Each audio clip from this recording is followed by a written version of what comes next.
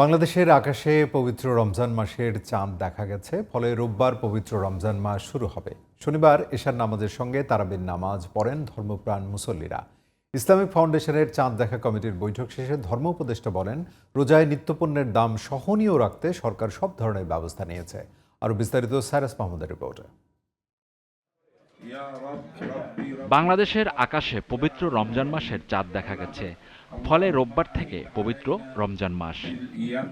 শনিবার জাতীয় মসজিদ বায়তুল মোকাররমের দ্বিতীয় তলায় ইসলামিক ফাউন্ডেশনের সভাকক্ষে চাঁদ দেখা কমিটির সদস্যরা বৈঠক করেন। বৈঠকে অংশ নেন ধর্ম উপদেষ্টা ডক্টর আফামা খালিদ হোসেন। বলেন, রোববার 2 মার্চ থেকে পবিত্র রমজান মাস গণনা শুরু হবে। এছাড়া 27 মার্চ বৃহস্পতিবার দিনগত রাতে পবিত্র লাইলাতুল কদর পালিত হবে। প্রাপ্ত তথ্য নিয়ে পর্যালোচনা করে দেখা যায় যে বাংলাদেশের আকাশে পবিত্র রমজান মাসের চাঁদ দেখা গেছে। এমত অবস্থায় 17 ফাল্গুন 1431 বঙ্গাব্দ 2 মার্চ 2025 খ্রিস্টাব্দ রোববার থেকে 1446 হিজরি সালের পবিত্র রমজান মাস গণনা শুরু হবে। 27 মার্চ 2025 খ্রিস্টাব্দ তারিখ বৃহস্পতিবার দিবাগত রাতে পবিত্র লাইলাতুল কদর উদযাপিত হবে ইনশাআল্লাহ।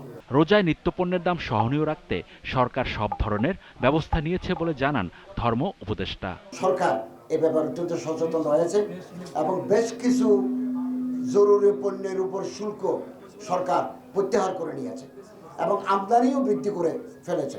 ইতিমধ্যে আমাদের বাণিজ্য মন্ত্রী ইতিমধ্যে ঘোষণা দিয়েছেন আগামী 1 সপ্তাহের ভিতরে সয়াবিন সহ রমজান রিলেটেড যে সমস্ত আইটেমগুলো আছে এগুলোর দাম সহনীয় পর্যায়ে চলে আসবে।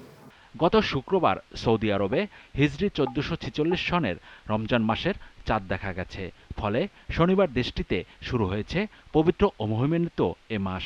এছাড়াও সংযুক্ত আরব আমিরাত সহ বিশ্বের বেশ কিছু দেশে শুক্রবার রমজানের চাঁদের দেখা যায়। Cyrus Mahmud, GTV news, Dhaka.